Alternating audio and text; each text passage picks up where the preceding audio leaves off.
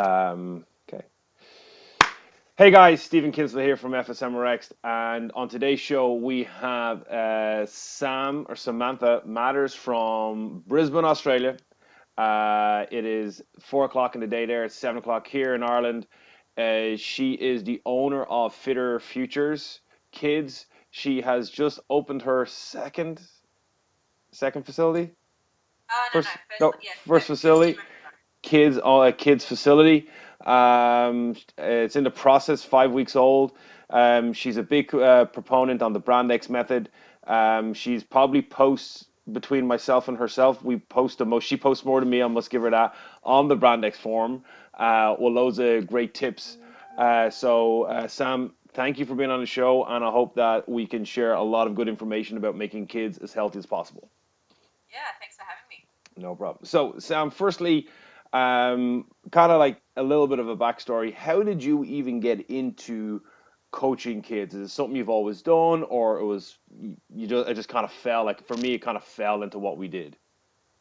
Yeah, so I've always been an active kid, and an active adult, and have coached kids in lots of different sports just because I love it. I love sort of working with kids in lots of different forms. So I actually fell into this with the CrossFit affiliate. I was at the time had a kids program. They're looking for another kids coach, and so my kids were doing a program, and I was Yeah. interested. I'm always interested in learning more. So I jumped in, and my coaching partner and I, Dan, who still works with us, we coached together for about 4 years, running a kids program.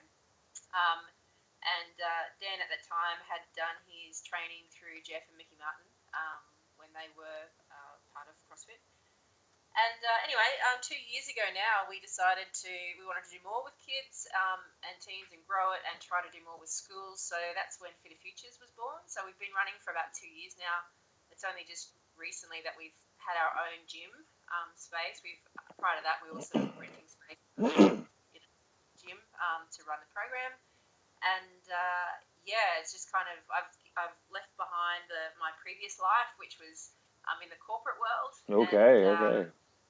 I've just pursued this. It was probably about 4 years ago. Actually, I said to my husband, if I could do anything in the world and money didn't matter, and I could just pursue what I feel really passionate about, it would be just to do this, and now I'm doing it. So that's Cool. I'm a pretty lucky person to be in that And position.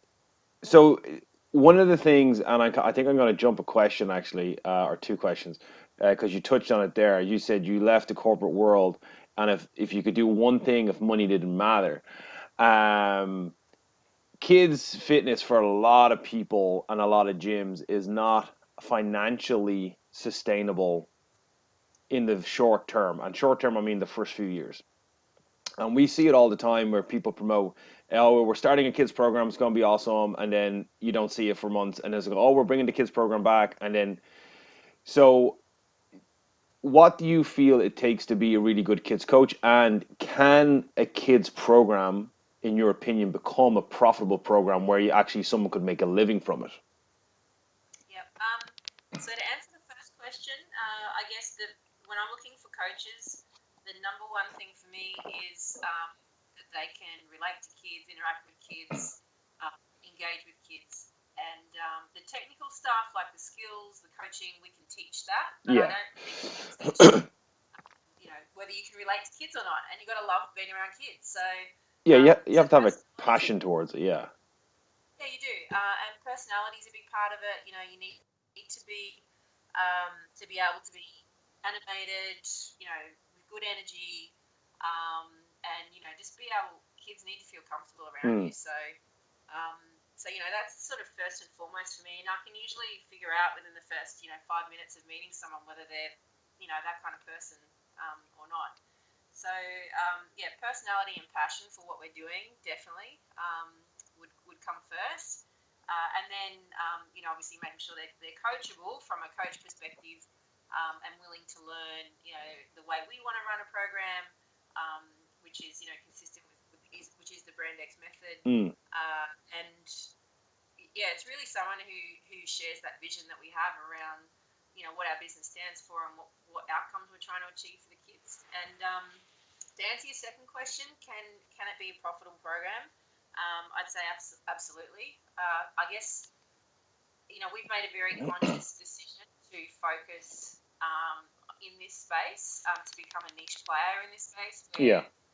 where kids are our core focus. We do have adults that we train as well, but for us, we sort of see our place in the market as being, the place you should take your kids and your teenagers if you're looking for this sort of training for them. And Yeah. I think probably too my background in consulting and business and has definitely helped around understanding things like why you need strategy, Yeah. why you need vision, um, you know the all the stuff that goes with that. So Yeah. yeah, it's not easy because obviously kids have a limited window of availability. Like Mm. most kids can't do it through the day because they're at school. So you've got to be creative about your programming and what you offer and when you offer it and all Yeah. that sort of stuff. But, um, yeah, I mean, I wouldn't. Obviously, I still want to be able to make a decent living out of this, and I sort of have a vision about where we want to take this business, and Yeah. I think it's definitely possible. No, I totally agree. So when I speak to a lot of people in regards to that don't run kids or have tried it and failed, it's like it's not a profitable thing. But getting back to that, I do feel like is in someone has to be coachable. But I do believe, as you said, like you have to have a want to help kids, and you have to have, I think, a very very big passion has to trump everything else that you want out of your kids program, because if you don't have a passion for it on a daily basis, it's never really going to work. But I do believe that it can be a profitable thing. I just think it's if for a lot of facilities that like myself, that would our kids program started off with one class, now we have five, we're moving to seven in the next 2 months, and we're looking at opening up another two then by the end of the year. But we're growing, filling a class, growing, filling a class, growing. And now our program actually pays for our trainers, whereas our gym had to subsidize the trainers' wages. Now our kids program pays for our kids' trainers. So technically, from a kid's point of view, it is a profitable business. And I do believe, like you said, I think it can be. You need to put like if most people that run programs, you never see them promote their kids program as if they'd promote their gym. Like, and if you follow anything with FSM, our Instagram is, I'd say, 80% kids advertising, our kids promotion, and same with our Facebook page, because we want the kids program to be bigger, so we promote it as hard as we can, and then we have some new thing coming up, and I do believe, and because you've opened up a primarily kids, which was very interesting to me, like because I never thought of actually opening up a kids only facility, kids and teens. You're in the process of doing that. You are doing it, and you're on your way to be very successful at it. I think that's a huge. It's you're going to be what I think, as far as I know, like the first kind of predominantly kids and teens training facility out there that I've seen, and anyway, unless you've seen it, which is a huge step into a market that, again, for you, it's you're gonna like take the niche on that market. Like, it's Yeah, pretty that's right. awesome. And yeah, I think there are a lot of gyms around which are predominantly adult gyms who say they do offer kids classes, and you know, I sort of put a question mark over whether they are really kids classes or whether Mm, they're a class with kids in it where people impose like a modified adult class, which we know, being Brand X method trained, yeah. that's doesn't work for a number of different reasons. But yeah, I think it's definitely it's a conscious decision on our part to play in that niche market and to be the best at it. Yeah. Um, so we have very high expectations of ourselves around the program we deliver. And to give you an example, we've had just in the last 3 weeks, we've had 23 kids come through the door Really. trialing the Brilliant. program, and 23, 23 out of 23 have signed on with membership to continue training with us. So that's a stat we're really proud of, and Yeah. we want to continue that. You wouldn't get that attrition rate with general population adults. No, you 23, wouldn't. you wouldn't, yeah. And I always think that you've got to realize when you're running a kids program that you actually have two customers that need to be happy. It's Mm. not just the child, it's the parent and vice versa. Yeah, yeah, So it's no good if one loves it and the other one doesn't. Both of them have to be happy, and exactly. both of them need to feel engaged. And so I spend a lot of time trying to form that relationship with parents as well, and making sure that they feel like they're just a part of it as much as their kids are. Well, that's actually one thing we started. Actually, just this week we started it because we send emails out to parents when they inquire. So what we do now, we've done a list of emails to the kids.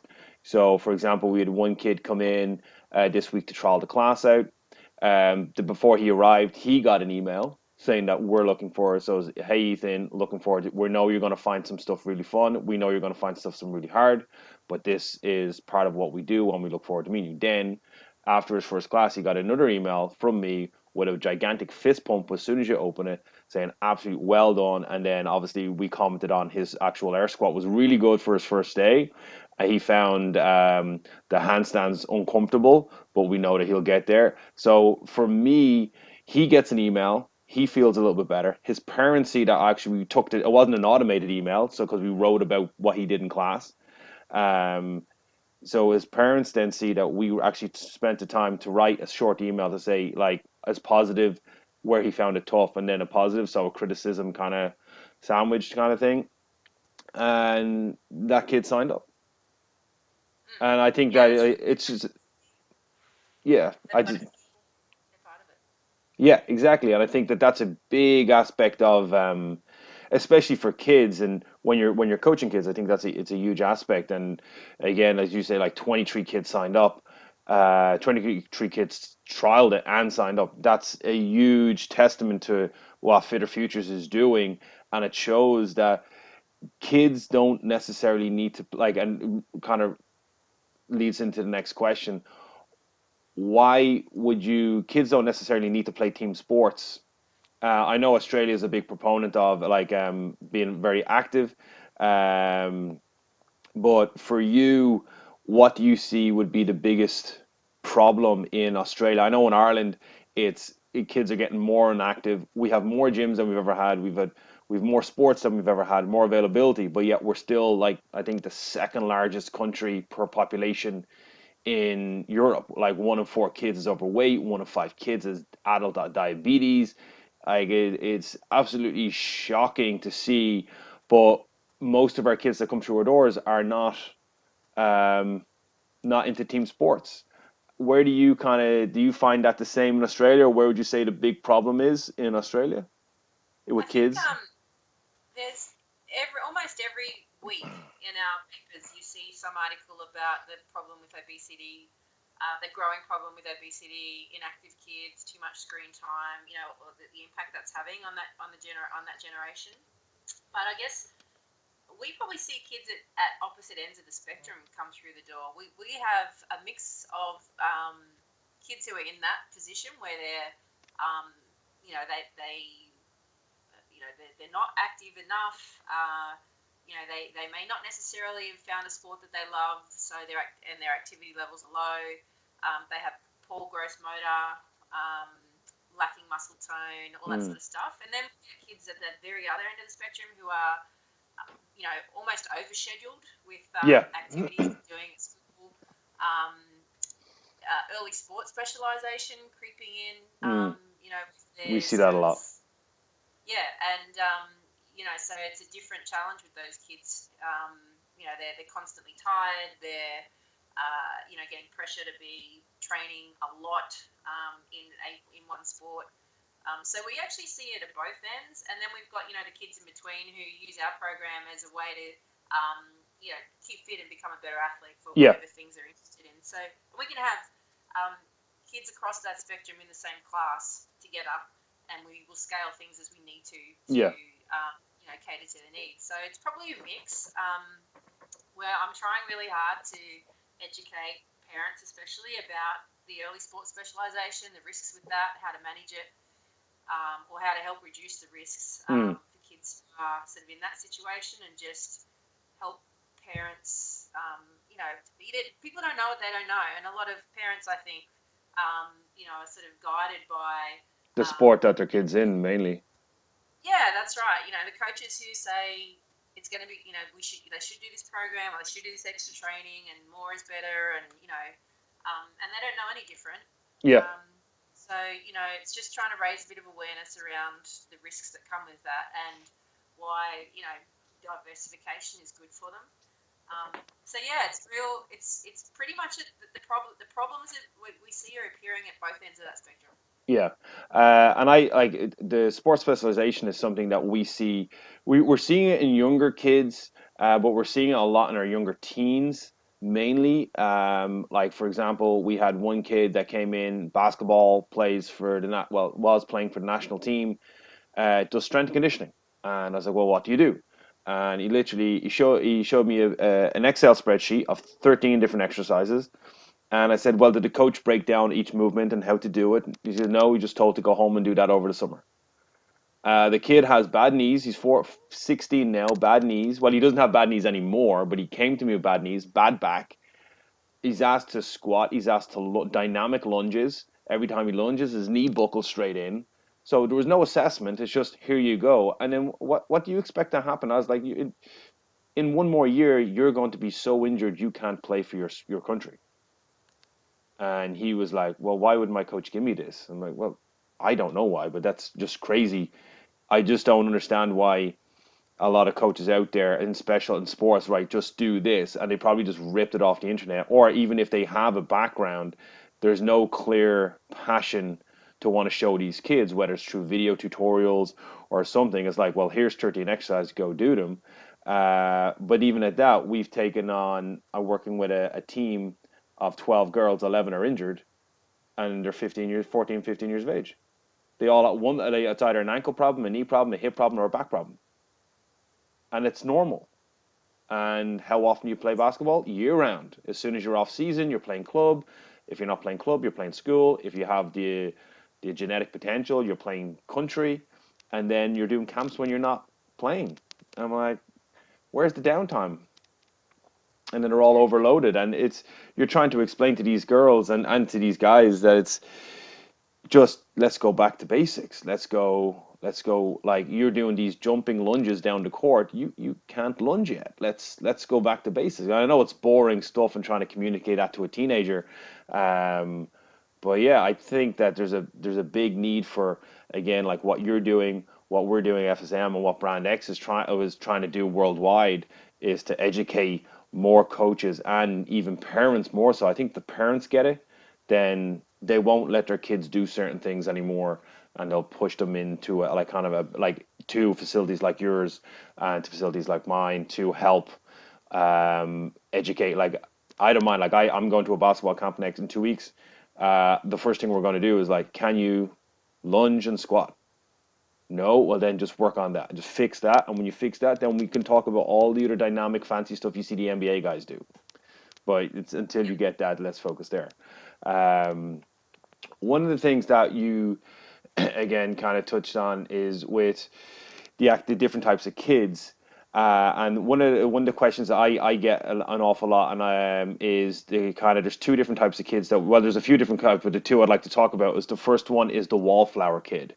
So what's the kind of your approach? Our approach at FSM is that we always try to encourage the positive aspect of what everyone's doing, and if regardless of your ability, if you're getting better, so we always say it's progression, not perfection. And I'm stealing that from Johnny, and he hates when I steal it, but I'm stealing it from him. And we kind of drill that down. So even if the really good kid can do the handstand or the pull up, but if you're actually getting your first active hang today, we're going to acknowledge that as hard as we can, because we find that obviously the introverted kid obviously doesn't want to show that they're enjoying it, and they find things hard, but then their parents are saying that they're loving it when they get home.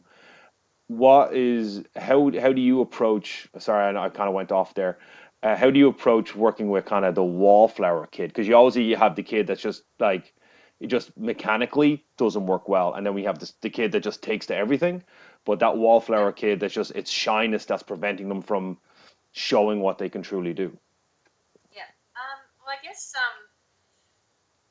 we when we have kids who come in who are shy, introverted, unsure. We're always very careful not to push them, Mm. um, so they feel uncomfortable. So we've got some kids who, especially younger kids, who might actually come and watch a couple of sessions until they actually join in. We'll be checking in with them during that time, invite them to join in for the game, and then for some kids it can take a while, but Yeah. we sort of say to the parents, you just got to be patient, and the more you push, the harder they'll push back at you. So, and I'm speaking from personal experience there too with my own girls. Yeah. um, I think that we've worked really hard at establishing a culture at Fitter Futures, and we have like a 3-meter size poster in our gym, which are our values. Yeah. And we talk to the kids about that when they start at the gym. What do we expect when you come in here? And here's the deal when you train with us, and it's all about just giving it 100%. Not giving up even when it gets hard. Be brave, try new things, and we've got a lot of this positive stuff all around the gym. We've got some wall art and things like that reinforce it. So kids, we want every kid to feel success at the end of every session. So that's why we scale appropriately. So there's no point giving a child a movement to do that they fail at, because they'll feel rubbish when they walk out of the gym. So give them something that's achievable. I'm not saying don't challenge them. Challenge is good, and we're working on that growth mindset, and we're constantly reinforcing it with the kids. Like, just because you can't do it now doesn't mean you can't do it ever. Like, we start, and I think you're right. Acknowledging the success, like great job, or pointing out the things that they've done really well, and always finishing on a high. So that's the high five at the end, and you tell them something. Really love the way that you slowed down in those squats today, and how you moved. That was awesome. Keep working on it. So I think the kids feel motivated by that, and everybody wants to feel like that no one wants to feel invisible. Exactly. Even our kids, like you might think that because they're quiet, or they're sort of not as sort of engaging as the other kids, that maybe they prefer it that way. But at the end of the day, they all want to feel like they belong. Yeah. So you have to spend that time with them to build that relationship and encourage them, and just keep encouraging. And I think I'm a really big believer. As coaches, we need to be really careful with our language as well. So I want to sort of make sure that the kids are feeling that internal motivation and that self-gratification, that they're not constantly looking for validation from others as well. So I'm really careful to say, for example, instead of saying I'm really proud of you, I would say you must be really proud of how you did that today. Oh, that's actually, I never thought of it like that, actually. That's very, really reassuring.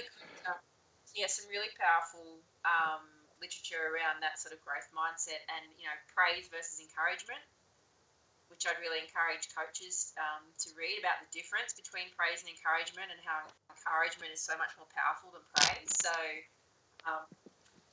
and I've sort of taken that on board in my personal life as a mum as well,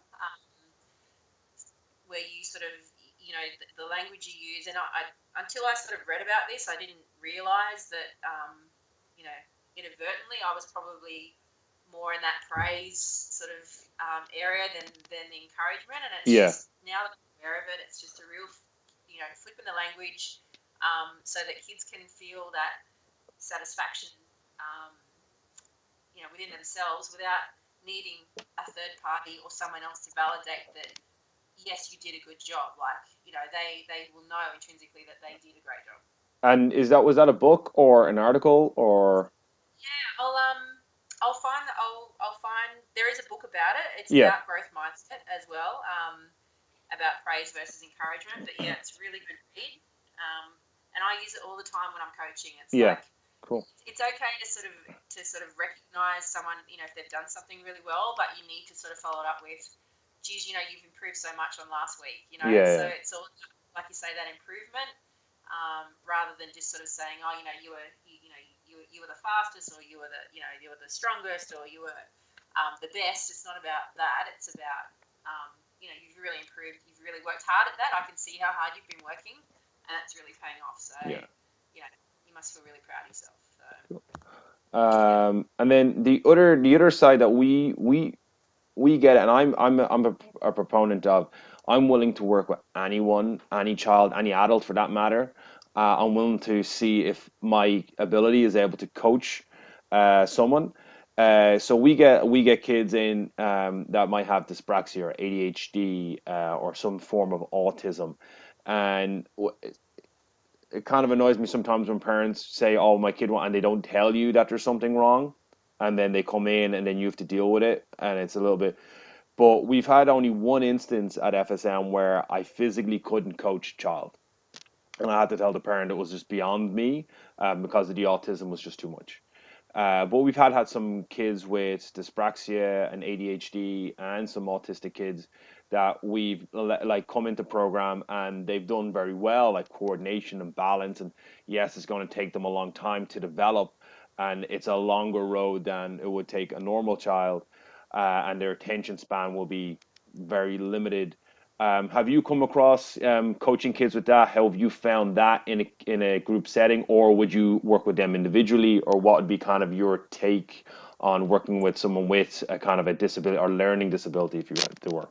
Yeah, we do have kids that we train that fall into those sort of, that are on the spectrum of those um, conditions that you mentioned. So, yeah, it really does vary between kids. So one of the when we know that there's a new kid coming into the program, one of the questions we have on our form is, what can you tell us about their personality? Is there anything that's helpful for us to know as coaches? Um, and gosh, it's a no-brainer for me that just to ask that question, because the information we get from that is brilliant. We know Yeah, before the walks in the door that um, you know, they're really shy, or they might have, sensitivity to noise, or they might, be really low in confidence or feel really self-conscious, because the parents have told us some of this. And we've actually found, like, with some of the like ADHD or autistic kids, the parents have been pretty forward with us about that. So we don't see it as a barrier at all.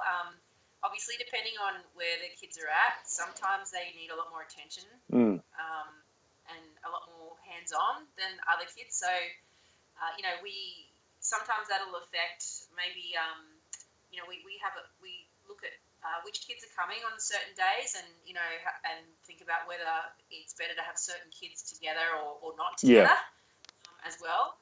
And then, if we've got a child who has particularly high needs, then we might recommend them that they're better off with a one-on-one. yeah, Um, but we've also had huge success with kids who are suffering from some of those conditions, like a little boy who has ADHD and is struggling at school as well with that, and his mum will tell us that the days that he comes in and works out with us are the better days for him. Like he's better able to manage his things, like he can get very frustrated, very angry, or just have just too much energy to burn. But yeah, um, his the gym is like his sanctuary, and I find you've got to figure out what makes each kid tick, because they're all different. So some kids who are on that spectrum I find are very task orientated. So if you can break the workout down into, this is what I want you to do. It's like you need to count to, you need to do 10 of these mm, and 10 of this, and I want you to sort of take 5 seconds to get to the bottom of the squat or slow it down.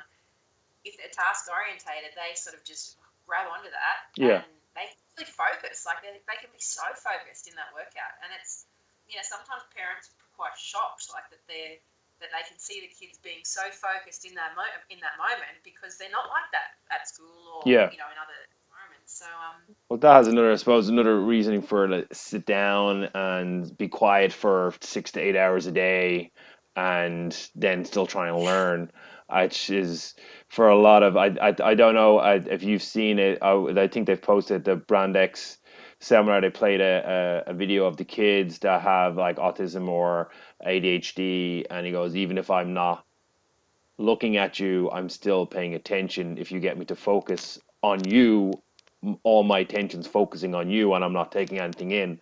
and that was a kind of an eye opener to me, because I used to be kind of like, if the coach is talking, you look at the coach. Otherwise, you're not listening. If you're not listening, you're messing. And if you're messing, we don't like messing. And then after I started studying Brand X, I kind of started realizing that that's actually not the case for a lot of kids.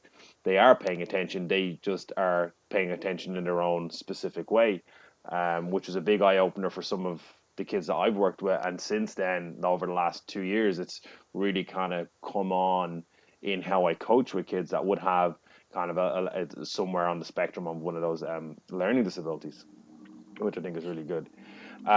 So we've been going for 30 minutes. We've got one more kind of question, and then we'll wrap things up, because I don't want to take up too much of your Saturday.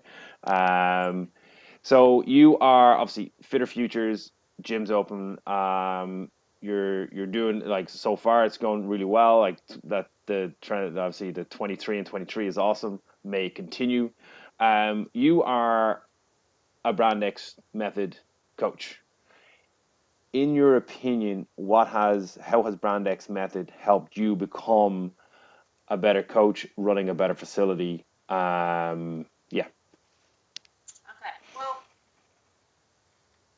I guess one of the things I love about it is I believe in what it stands for, what Brand X Method are trying to do, in as the bigger picture. yeah, And I share that vision around what we want the the future to be like yeah, for the next generation. So um, Jeff and Mickey and the team there are just so knowledgeable and so experienced in this field that if this is what you wanted to do, why wouldn't you learn from these the exactly. best?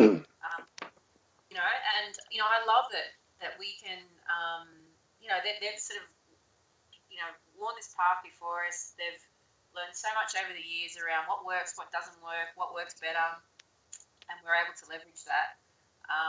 A lot of it makes sense to me, like what they're, the way that they go about coaching. I like that, it's so much more than just, being a strength and conditioning coach. And we've sort of added thing. It's funny because often when I talk to them about things we're doing here, they're actually doing a similar thing or the same thing over in Ramona, and which just reinforces to me that we're on the same page around Yeah, that sort of multi-pronged approach to developing better humans and empowering kids through knowledge around not just how to be fit and healthy, but how to look after themselves and their well-being as well. So, I'm really proud to be part of the Brand X Method movement, and my goal has always been that we would have a flagship centre for the Brand X Method down here in Australia, and we would be a leading example of what Brand X is about. yeah, Brand X doesn't have a huge brand presence yet in Australia, but I say yet because I really believe it is only a case of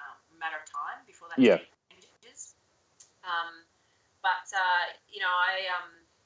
I just so passionately believe in their methodology around coaching kids, what's good for them, what they need. They've sort of come ahead in leaps and bounds in the last few years around, what resources they have available to help coaches as well.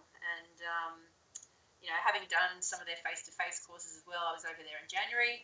yeah, It was brilliant to sort of get to, be in the room with those guys and, walk out of there feeling completely inspired to just come back and change lives, and changing lives is our tagline, because I remember that conversation I had 4 years ago with my husband about, leaving the corporate world. And I said, I know that what I do here is what I'm doing now in the corporate space pays well, and, we're doing well out of it, but I'm not changing lives. mm, But now we are, and that's just worth, every minute of my time that I spend coaching and thinking about, what do we do next? How do we make it better? Um, you know, it has changed. It has been a game changer for me. I think it's very unique what they have, and I'm really excited for where it goes in the future. yeah. I think it's just only going to get bigger and better. Like what you've just said. Like, again, I can relate to literally everything you just said about Brand X, and about like leaving. Like, you want to change lives, and our mission statement at FSM is to impact as many people as possible in a positive way. And through adults and our teens and our kids program, that's literally our goal. So, guys, if you enjoyed this podcast, hopefully you have and you've listened to it, and we've got like tons of downloads. All the information about Sam and Fitter Futures is going to be in the link. It's okay to share your Instagram and stuff like that and Yeah, Facebook. absolutely. Yeah, jump on. So we're going to post that all down the links below. Make sure you follow and subscribe. If you're thinking about coaching kids or getting into kids fitness, you need to be following what Fitter Futures is doing, because it's not only impacting people in Australia, but it's going to transcend across, like obviously the water around the world, because you need to be following what Sam is doing. One of the first people I know of to have a full like open a full-time kids program, and it is literally just the start of something much bigger that's coming for Fitter Futures. Sam, thank you very much for being on the show. If I get to London, I will. I like if you get to London, I shouldn't really give out about a 40-minute plane ride. No, that's all right. You should. You've got no excuses. No, um, it'd be great to catch up yeah, if you get. yeah, that'd be cool. All right, Sam, thank you Thanks very for much for having being me. on the show, and I hope to see you soon.